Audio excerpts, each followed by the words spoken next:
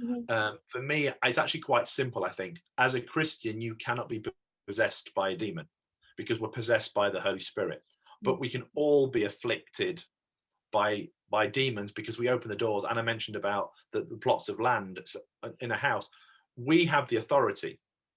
Jesus, the Lord gave us authority. The problem is Adam gave the keys back to the devil when he opened the door, and we do that in our own minds as well. We give the keys back.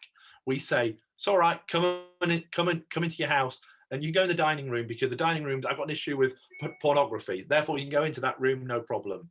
Or I have a problem with gossip. Here's the keys. In you go, and we let them in, and then the problem comes in, the sin comes in, and then the demonic comes around it. So it afflicts us in that area, like with the It's example, not, the house is still owned by God. Jesus, but we're allowing the enemy to come into different areas where we have unconfessed sin and unforgiveness. And I think it's been an area where the Greek word has been, I can't remember what the word is in Greek, but it's very similar to possessed in Greek, I think.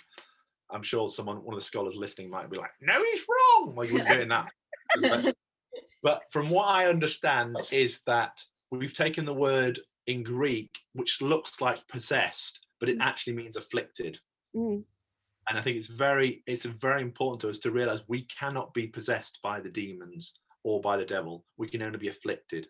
Like Jesus was tempted, Jesus was afflicted, but the difference is Jesus never gave any keys. He never gave any permission to the enemy. And the problem is it's the battle of the mind, which is why mental illness is so important, because we give permission.